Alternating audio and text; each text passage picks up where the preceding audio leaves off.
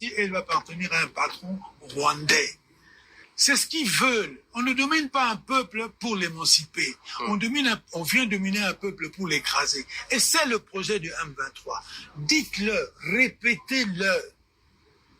J'ai rien contre XY Congolais qui est parti là-bas. Non, je parle du M23.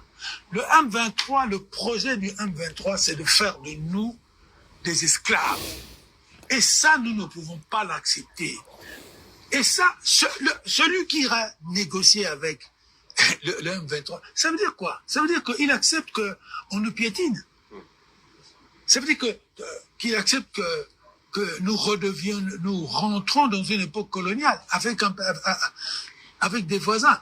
Mais ça, je ne peux pas l'envisager. Non, nous devons nous battre.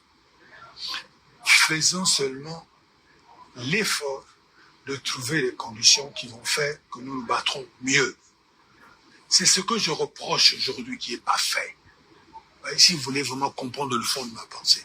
Est-ce que nous faisons tout ce qu'il faut pour mieux nous battre? Est-ce que nous le faisons?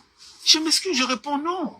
Et là, quand je dis ça, je ne pointe pas le doigt ni au ministre de la Défense nationale. Je pointe le doigt vers la nation. Vous êtes un opposant. Quand vous avez un tel comportement, pensez-vous que ce comportement-là va dans le sens d'aider ceux qui sont en responsabilité de gagner la guerre?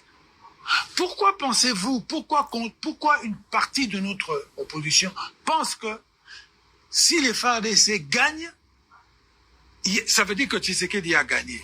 C'est pas ça, c'est le pays qui doit gagner. Comme hier, c'était pas Kabila qui gagnait, c'était le pays qui gagnait. C'est cette idéologie-là qu'il faut mettre dans la tête des dirigeants, tous, du pouvoir et de l'opposition.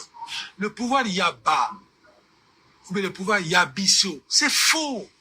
Ça ne va pas construire le Congo. Au contraire, ça va tuer le Congo. Sortons de ça, et le plus vite possible, parce que nous avons déjà l'ennemi chez nous. Et l'ennemi, il a des associés visibles et invisibles. Et les associés invisibles, ils vont sortir du sud ici. Ils vont nous attaquer au sud ici, et peut-être même au nord. Corneille Nangaa n'hésite d'ailleurs pas à le dire. Merci.